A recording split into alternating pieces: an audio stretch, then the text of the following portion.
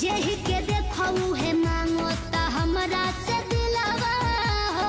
लोग तार दिल मांगता ओकनी के दिल मत दियो, हमरा के दियो।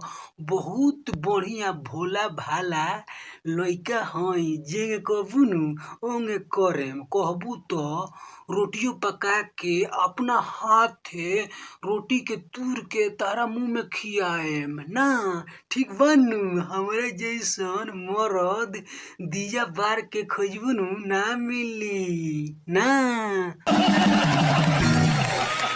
बानी कन्फ्यूजन में बहुत हेराइल अकेलावा हो। कन्फ्यूज में काहे बारू भैया के साली, हमार बन जा घरवाली।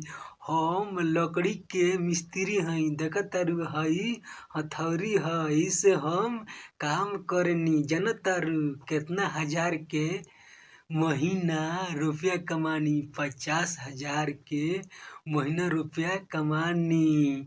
जौन कहबू तौन किन के देम, जेंगे कहबू ओंगे रहेम। कहबू यहाँ हगे के तो इहाँ हगेम, कहबू यहाँ मुते के तो इहाँ मुतेम। हम दिल के साफ आदमी हई, तारा के हम रानी जैसन बना के रखे हो। अब तो हमरा बड़ा लाज लगता हो। नहीं सुनर होला लगा का हो। सुनर लइका अग्नि के कैसन रहले सन तनी बताएबू मैडम। लाल होला बड़ा का हो। हमरा सामने लइका सन के बुराई कैली तो जानतरी हम का करेम। दुनू हाथे हथौड़ी पकड़ के तोरा मुंह में हुर देम।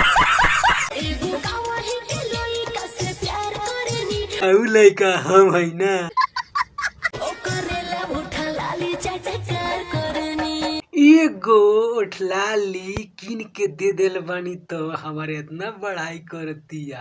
2000 के कपड़ा एकरा के किन के दे देम तो कितना बड़ाई करी। सैया के न छोड़े जो सज कहां फेरे। लागत भतार तुहर मौगा बटे रे। नहीं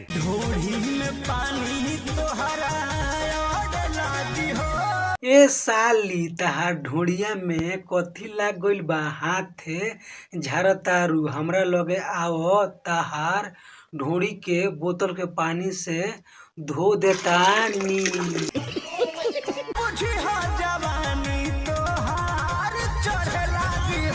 जवानी तो एकर इतना चढ़ गइल बा, चोली से गोली मार के हमरा जैसन छोरा के मुआ दी।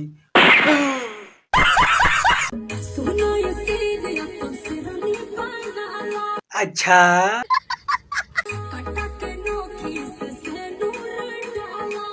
कट्टा के नोखी से सेनूर डाल। ई मैडम के रंगदार भतार चाही।